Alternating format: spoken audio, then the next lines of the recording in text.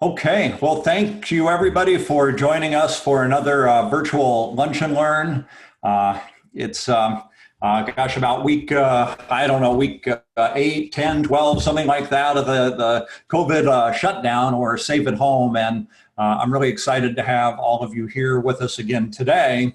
Um, we've got a great panel of presenters today to talk about what's going on in the landscape industry. And it's very interesting because, around the industry, we hear about people that maybe are being laid off or getting laid off. At the same time, you hear, oh, this company or that company is doing really well. And today we have three companies which I believe are doing well during this shutdown. And I thought it would be very interesting for everyone to hear their perspective on the situation, and more importantly, what they're doing to generate this business that they're doing, so that we can all learn. The one thing I really like about the landscape industry is it's very collaborative. People tend to pull for each other, even when they're competitors. So I put together this panel of people that I really know, like, and enjoy working with. And so let me introduce the panelists today. First, we have Chris Savarese from Corona Tools. He's the digital marketing and communications manager there.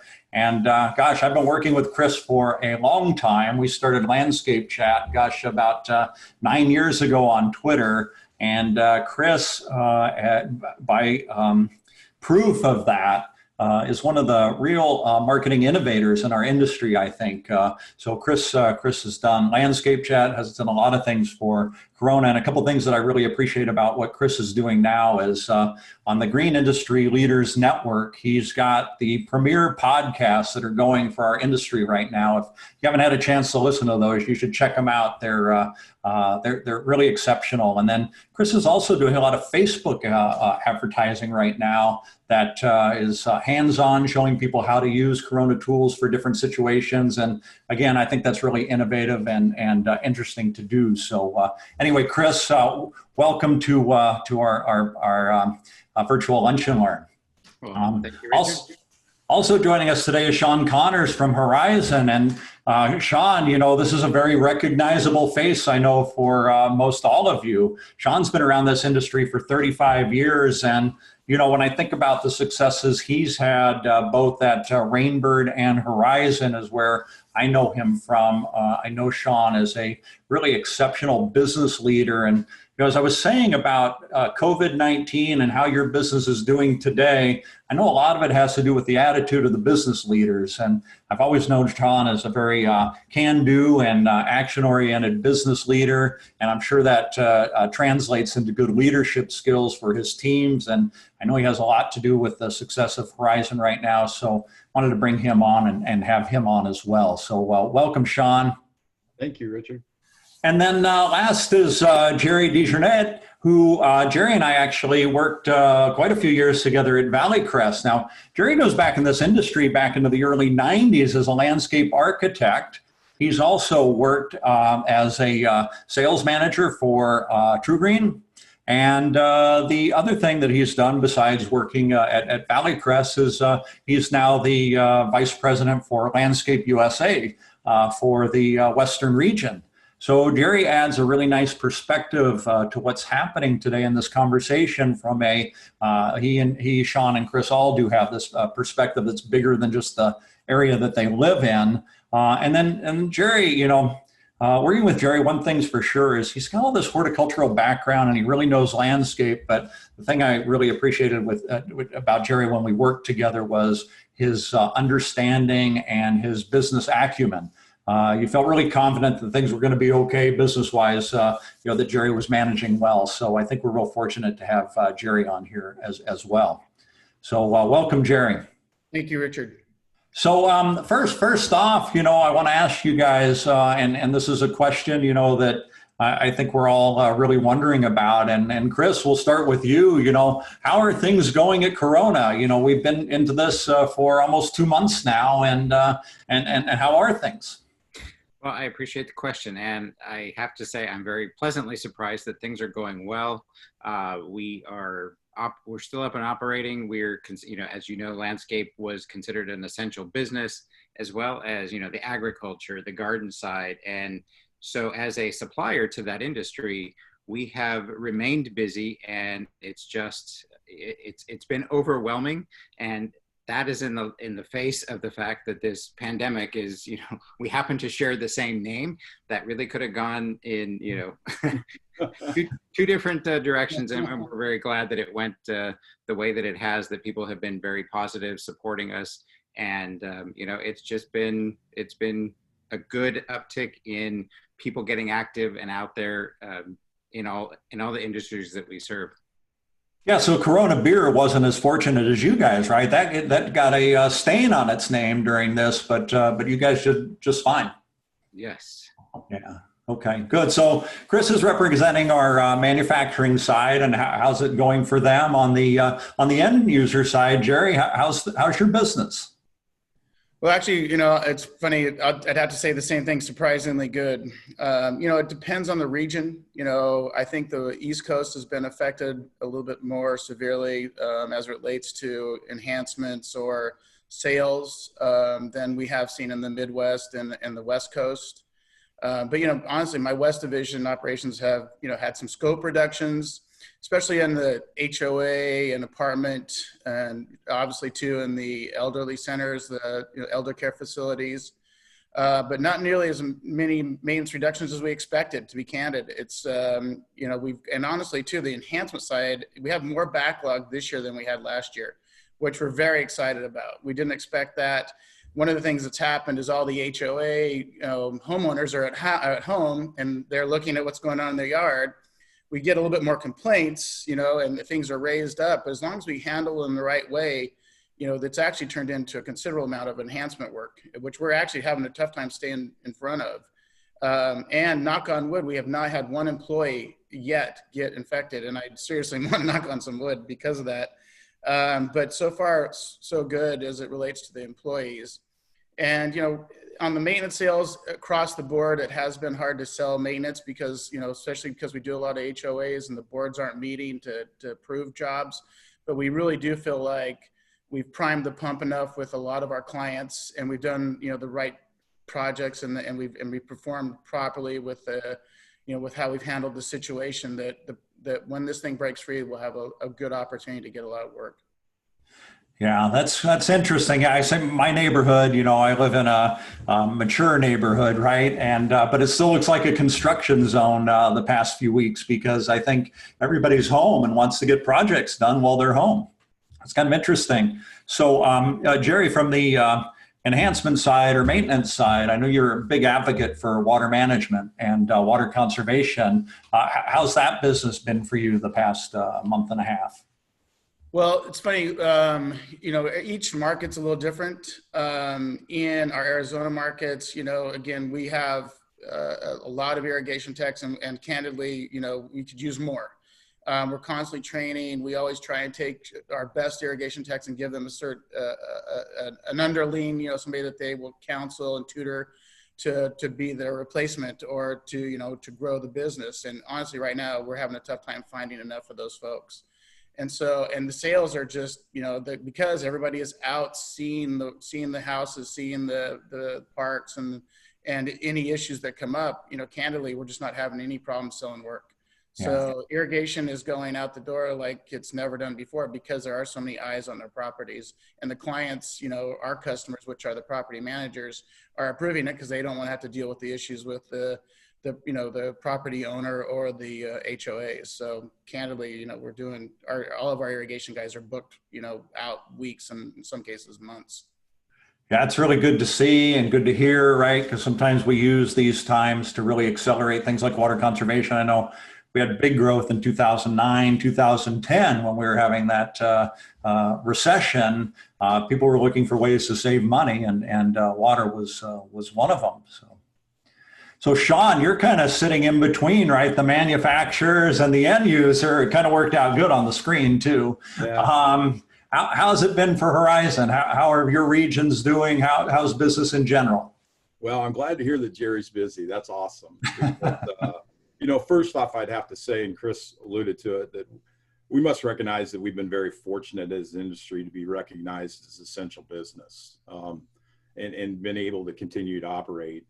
You know, I look at those in the restaurant business and see what an impact it's had on them. Quarter to date through Q1, my division was impacted more by weather. Every time I brought it up to my guys on, hey, what do you think about COVID? They're like, hey, get it to stop raining. And again, because of my reach, I go from Nevada, Arizona, all the way to the East Coast. It was weather. But obviously, as we moved into Q2, we started to see the impacts of the pandemic on the construction segment. We saw some slowing, especially if it was tied to, you know, elderly care and things of that nature. And then we're seeing some belt tightening, as Jerry alluded to, in the maintenance segment. Some pockets we've seen the enhancements stop. In other pockets, markets, regions, we're seeing the enhancements continuing because, to Jerry's point, that all eyes are on it. I guess the good news is we understand why the market's reacting, you know, and sometimes when the market's shifting, you don't know why. We get it. And again, every region that I'm responsible for, we're continuing to work the pipeline. So again, we're fortunate to have continuing business and to kind of work through this day to day. Yeah, that's really great. I'm really happy for you guys. Now, Sean, you guys kept all your stores open, right? What types of things did you do to keep your employees and customers safe through this? And oh, that's a long discussion right there. Yes, we were fortunate. We had a couple in California. We had a couple counties that there were some short-term things, and obviously in Nevada, it's more prevalent that, you know, we had to close the showrooms, but we're still operating as normal. As we know, any great safety program starts with great communication, and we've been very deliberate, thorough, and consistent in communicating with our staff. We've identified one voice across our organization that authors, with the help of other departments, that communication. The communication covers all of across the company based on federal, state, and local regulations. And our priority has been on the safety of our employees and our customers throughout the transaction. We've instituted the following, and it's a barrage of things like everyone's had to do, but we've updated the policies and procedures for our how to serve, again, based on those requirements. In all sales centers, we've established appropriate social distancing space. You know, we've used caution tape, floor decals, hazard cones, PVC pipe, anything to just remind our customers, because they're to do a job, and time's money. We've also increased our sales center cleaning. Common areas are cleaned a lot more frequently. I think our sales centers have been cleaned more frequently in the last 90 days than they were cleaned maybe in 9 years. And again, it's going to make us better.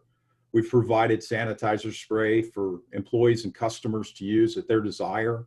We see customers come in and use the spray. We see customers after they pull the order use the spray. We've also given all our employees the latex or nitrile gloves. So a lot more awareness on that. Obviously, deliveries have increased with certain clientele, and then use of technology. And again, that's customer centric. We still got guys, our industry, as you know, everyone on the call knows, and it's probably out there. We still have many clients that they buy their products for the morning, they put it in the afternoon. So we've been fortunate to be able to stay open. And we've been also very careful in keeping our staff tied. I've been really, really careful with the number of employees I have that we don't get what I'll call cross-contamination. So we've kept branches of people together, obviously minimizing their contact, but I don't want to cross-contaminate branches. And lastly, we've asked our vendors, it's kind of tough. We've always been very vendor-centric, to kind of talk to us, email, text, or phone calls. And that's been probably the hardest, because we like to work with our vendors to grow the business.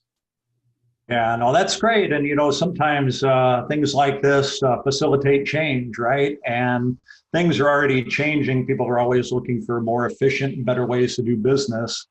And then you have a global pandemic, and it puts all the change on steroids, right? And that's kind of what we're experiencing now. And look, these virtual lunch and learns developed out of, you know, wanting to still connect with customers and vendors and manufacturers, and it's all part of it. So it's great to hear. Now, Sean, how have your customers reacted to all this? You know, the customers have been overwhelmingly positive.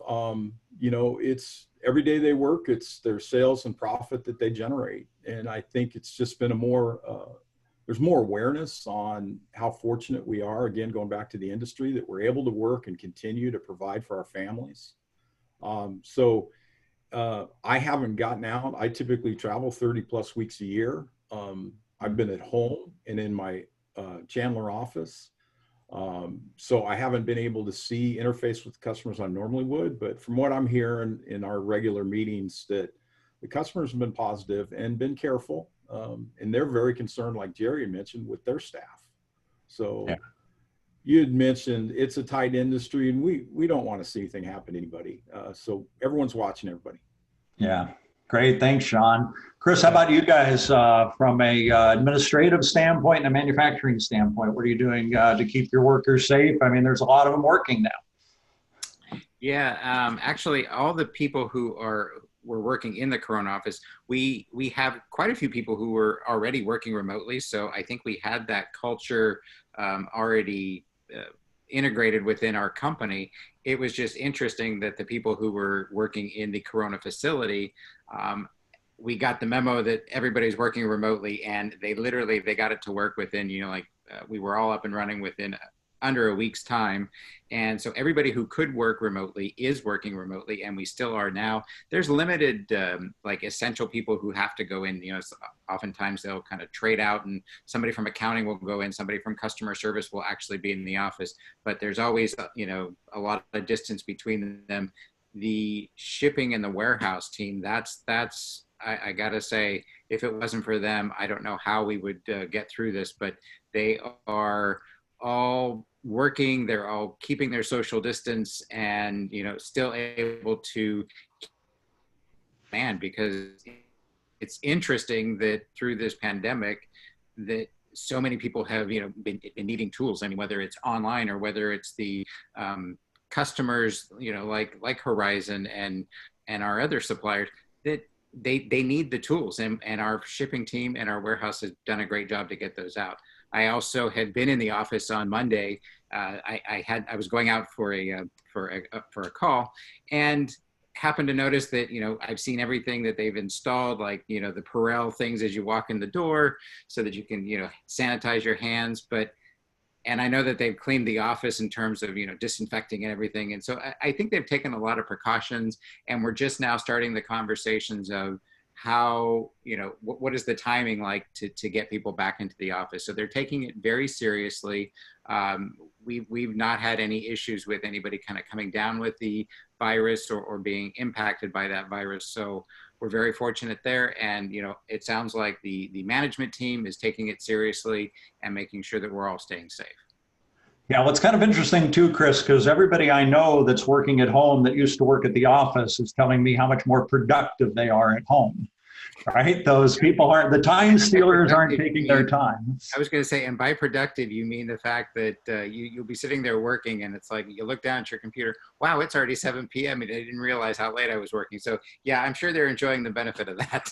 Yeah, so it'll be interesting to see how many actually go back to the office, or how many are gonna stay at home. So that'll be fun to watch. So Jerry, you guys have a little bit of a unique challenge, right, than the others of us, and that is you've got crews out and about on jobs.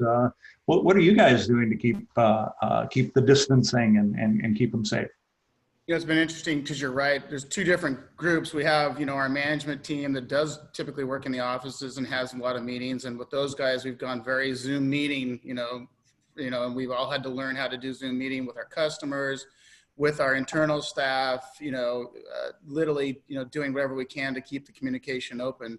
But as it relates to the guys in the field, I mean, that has been, those guys are used to coming in the mornings. It's kind of a team environment, and to try and separate those guys up and have different start times in the morning, which we've had to go to. On our bigger sites, if the guys can meet out at the property, we have them meet in the property, so we minimize the amount of people that are in the trucks.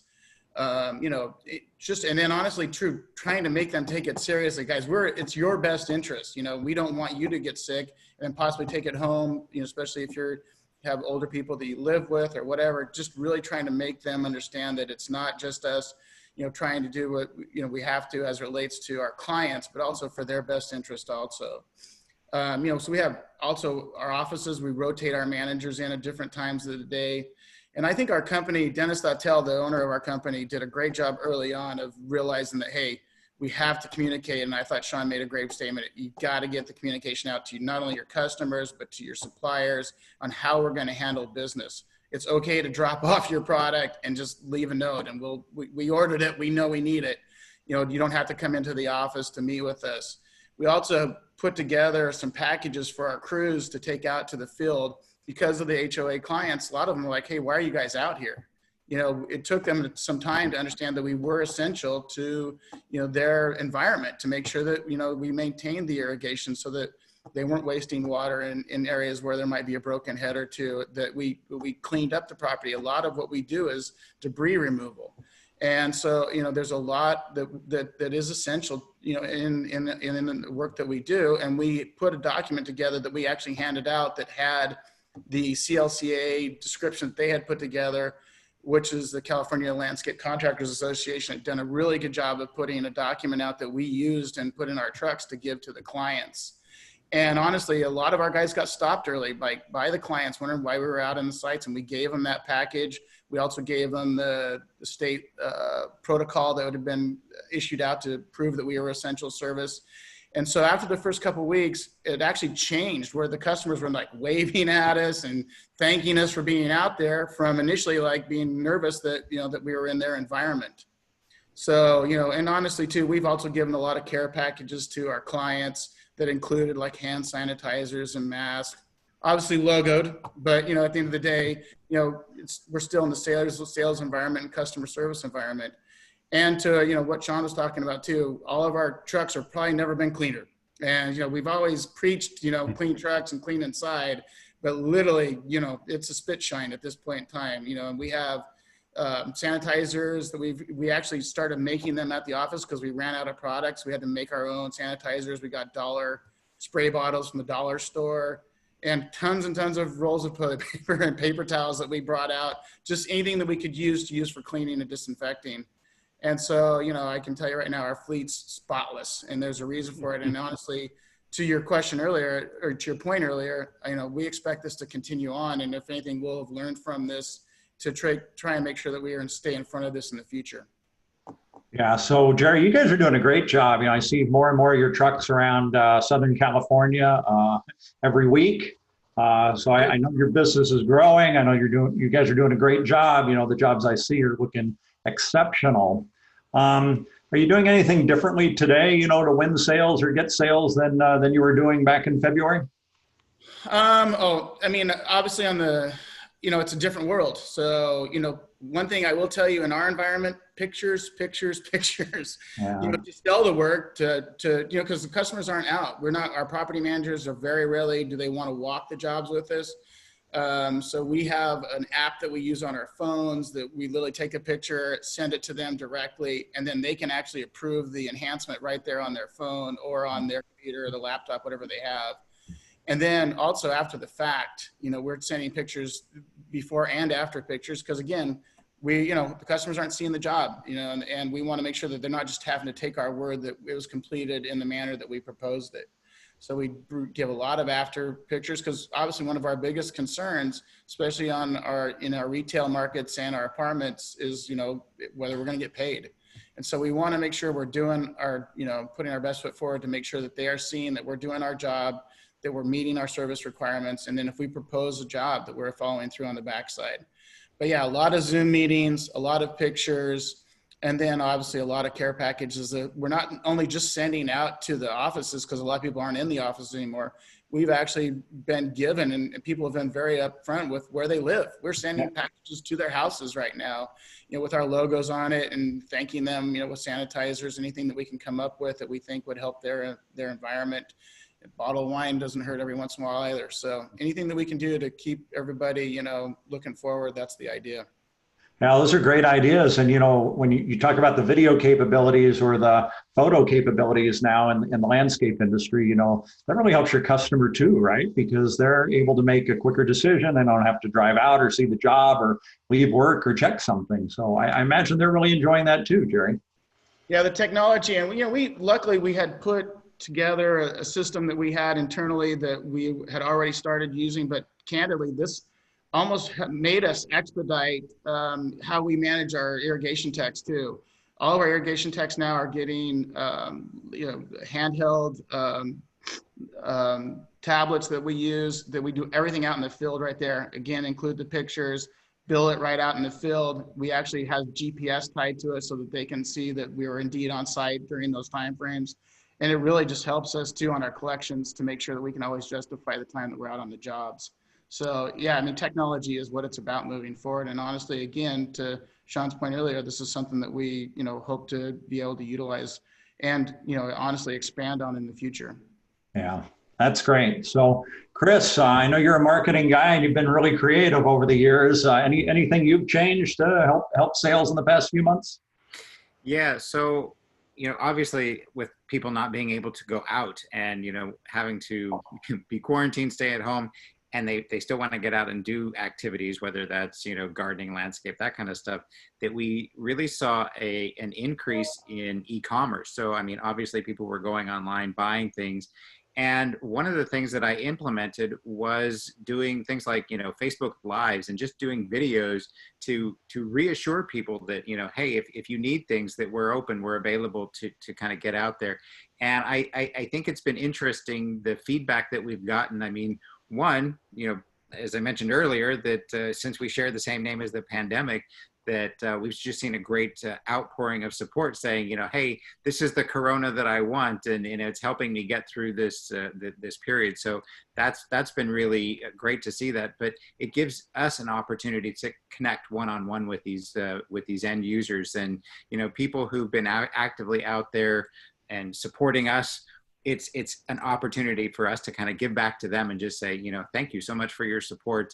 And it's really helped develop a great relationship with these customers. So those are things that we've changed, and we've seen it make an impact both in terms of our customer service as well as our sales channel.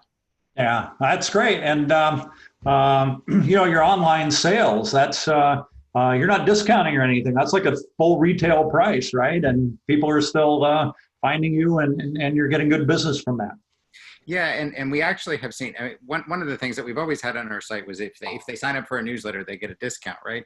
And we've noticed that people have been taking advantage of that, which is great. I mean, anything that we can do to make sure that we're helping to sustain this interest in people getting outside and working outdoors. That's what it's all about. I mean, we just want to be there for everybody, all the crews who are out there that need to work, that need the tools, all the the retail centers that need tools to provide them. I mean, it's like that's just it in a nutshell. We just want to make sure that we're there to support everyone. Yeah, great. So Sean, how about you guys? I mean, you've got a bunch of salesmen that should be out there but maybe can't be out there, right, because of COVID.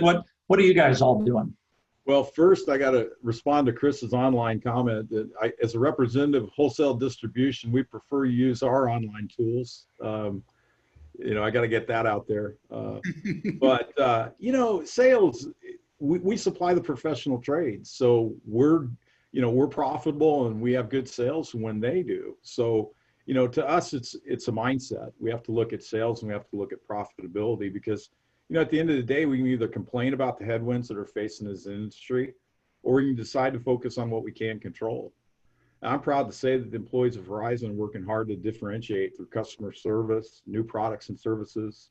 We've taken on, to Jerry's point, we're selling sanitizer now when we can get it.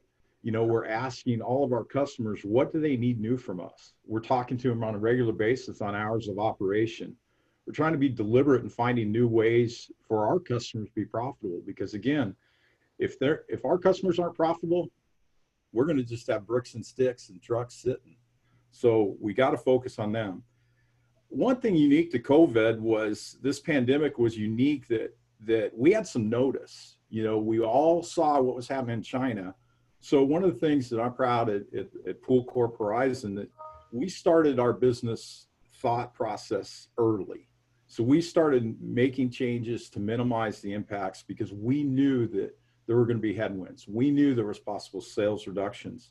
So within reason, we really, you have levers of profitability, grow sales, grow your gross profit, and control expenses. So the one thing we did is we went aggressively after expenses. We eliminated the travel, and the government made it easier, right? We eliminated entertainment and meeting expenses because now we can do it all via Zoom and Microsoft Teams. We challenged and eliminated most non-essential expenses. And we're being real smart about headcount and actively managing hours of operation. But again, we need to respond to our customer. And if our customer needs us, then we're going to respond accordingly. And then last but not least, overtime. You know, that's what, you know, in our business, overtime can make you or break you. We also realize that this thing is fluid, that things change quickly. So we're continuing to engage in frequent conversations. My guys are pretty much tired of me talking to them on a regular basis. They wish I could get out and travel.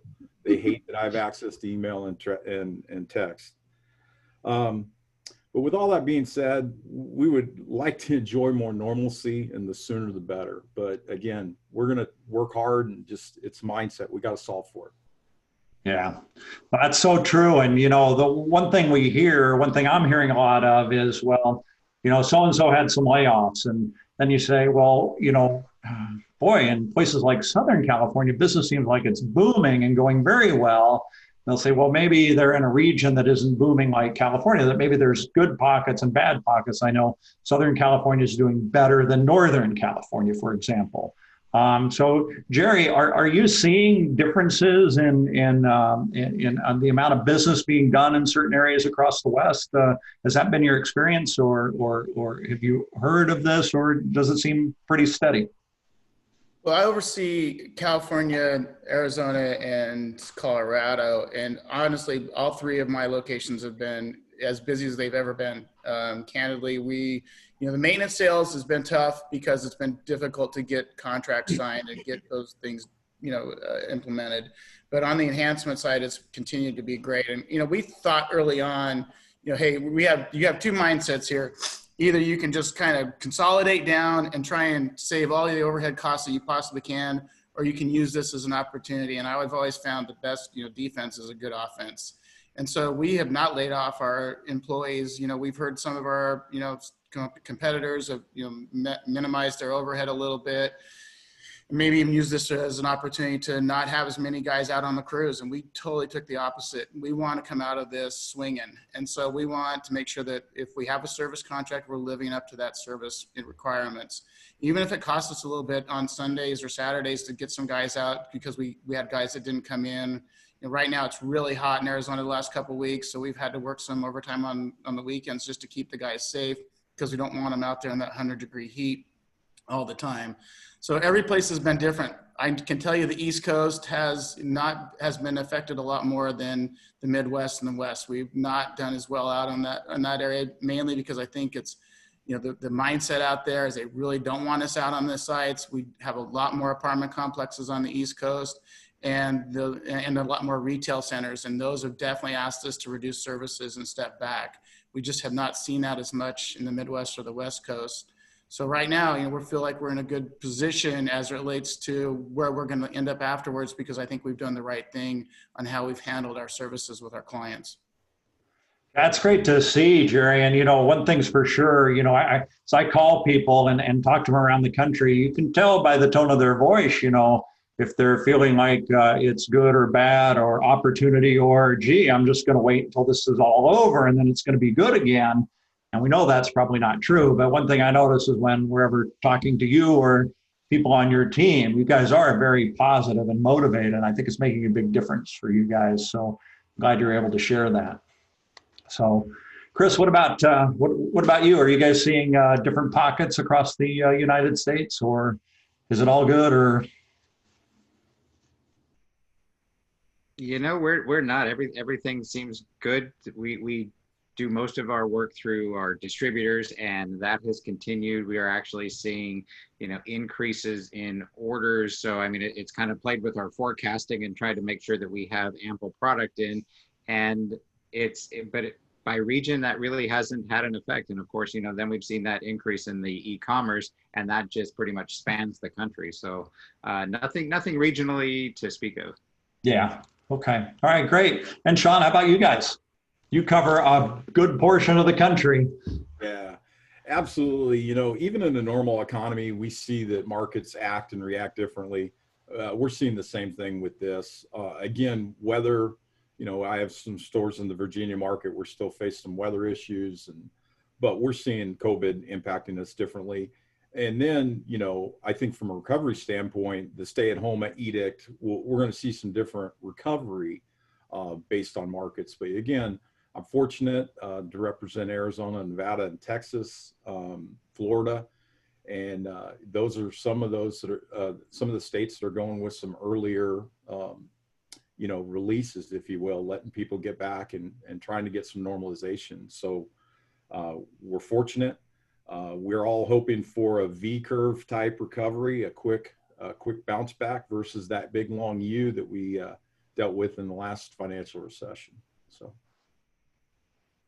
Yeah, good. That's good to hear. So, you know, I kind of want to wrap it up with this question to everybody, and it's pretty in-depth question. So we're not a minute away from the end or anything. But you know, starting with you, Chris. Well, you know, we all talk about when this is over, and I always say to people, well, when is it over? When are you going to go to a restaurant again? When are you going to go to the movies? When will you feel good? And right, that answer ranges from when I have a vaccine to if it was open tonight, I'd go. I get that big a span. But, things are not going to be normal for a while, right? Whatever that normal is. And I'm not sure it's ever going to go back to February 1st, 2020.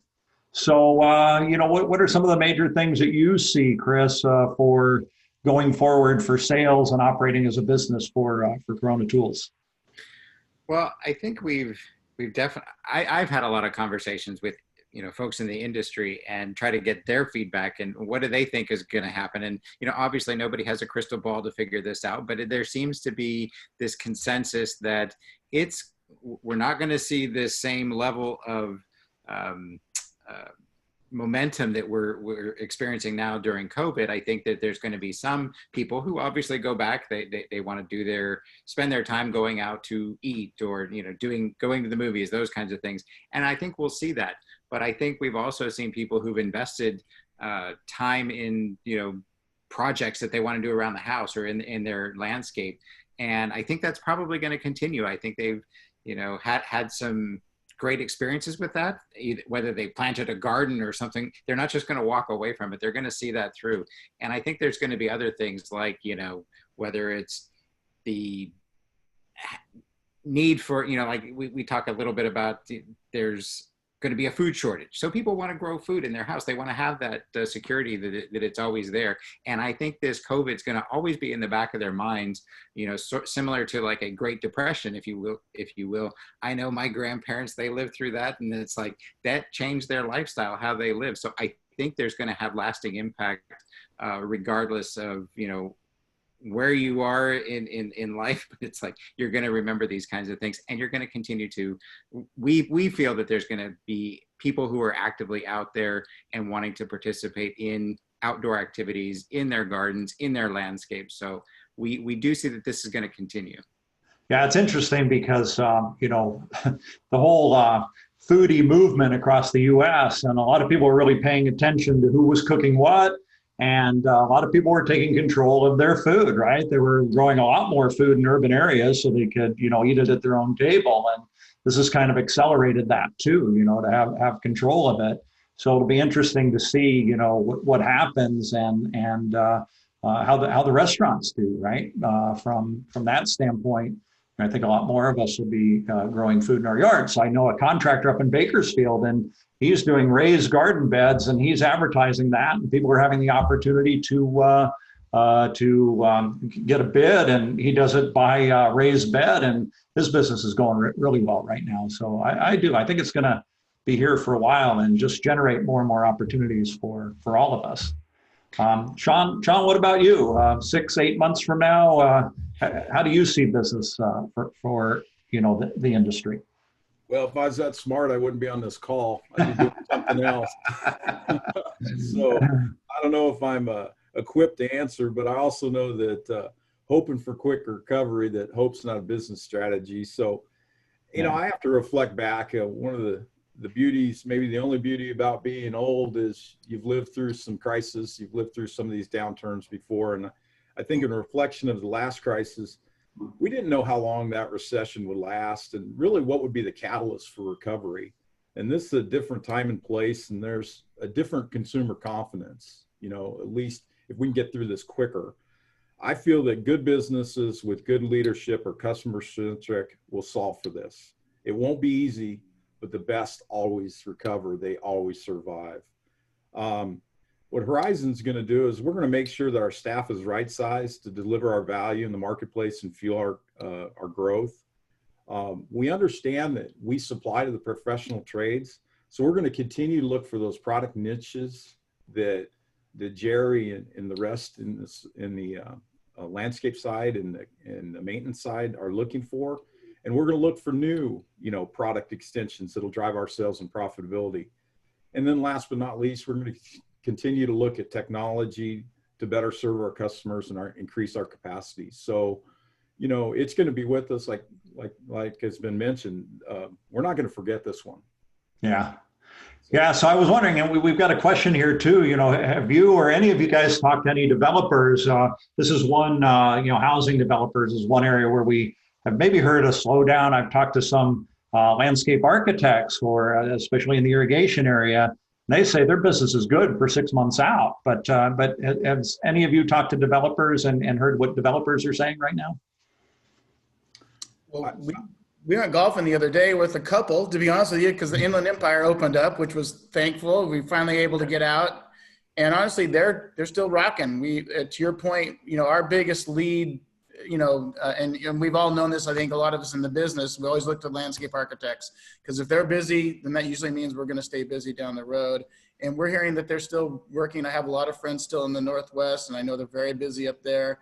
A lot of work's coming out. And we haven't seen a slowdown at all on the development side. So, we're all obviously concerned about a secondary virus outbreak. I think we're going to probably learn to manage our inventory a little bit better in the future, so that we're not, at risk, so that we always have, at least as much supplies as we know we're going to need for probably the next at least 90 days is going to be our plan moving forward. So we're going to manage that a little differently. But as far as what we're seeing from our customers and on the construction side, it seems like it's still rocking and rolling pretty good. Yeah, smart strategy, Jerry. So, and Jerry, we didn't, Chris and Sean, have you guys talked to any developers to kind of finish this question out? Go ahead, Chris. No, I have not. You have not? Okay. Yeah, that's a question I ask often to my regional managers, and we've spoke firsthand and secondhand to them. And what we're hearing across, again, my division is that they're very interested in the supply, and they don't want to get burned like they did 10 years ago and have all these houses just sitting and then getting sold off. So we're seeing some of the local or more the regional players being opportunistic and actually building some spec. And then some of the national players are being a little bit more careful. So again, it's market centric, it's market by market, but we'll play it out. And that's actually good news, because Arizona historically has been pro construction, and we've overbuilt a couple of times in the last 30 years. Yeah, we've seen it. Yep. Yeah. Up and down. Part of life, part of business, right? So, and Jerry, let's go back to you, because you didn't get a chance to answer that final question. What do you see 6-8 months out? Any significant differences in the way we do business in the future than the way you did it February 1st? Well, technology. I mean, obviously, I think we know just in communication, I think, to Sean's point earlier too, I haven't been traveling as much as I used to. So, this has actually given me an opportunity to probably be a little bit more diligent on our follow-up action items, things like that. My guys are probably tired of me emailing them constantly. They probably liked it when I was in a plane a lot of the time. But at the end of the day, we're learning from that experience that we don't have to always be in the office. And if we can, use tablets and laptops and candidly too, how we're going to manage our crews in the future. We have a lot of H2Bs. And so, a lot of the H-2B workers are all in the same, apartment complex or, whatever the housing situation is. And so we're going to probably continue to make sure that we stage differently in the future, that we have those groups that we know either live together or work together, mobilize at different times. Because, we're really worried about a secondary, possible outbreak of this, and we want to stay in front of that. So, but, again, to Sean's point, I don't have a crystal ball, and none of us do. But we have to, always plan for the worst and hope for the best. Yeah, good strategy, and yeah, technology I think is gonna be a big part of it. So I want to say thank you guys. You provided some really, I thought, thoughtful and interesting information today, and really were able to share with the industry in a very nice way. Again, that really shows what our industry is all about, and it's helping even our competitors out at times. So I really appreciate that. Appreciate you guys for coming on. I'm doing a screen share right now just to give everybody's name and email addresses, so that if anybody wants to follow up with another question or wants to contact any of us for any reason to talk about landscape industry or business, feel free to do that. You can reach us on our emails. Guys, again, thank you so much. I really appreciate it. You were just excellent today. And if I don't talk to you guys, have a great weekend. And for all of you that attended, thanks for attending again. We got a couple more virtual lunch and learns coming next week on Wednesday and Friday, and a big Sunday for all the mothers out there. Happy Mother's Day, and we'll catch everybody soon. Thank you. Thank you. That's the help.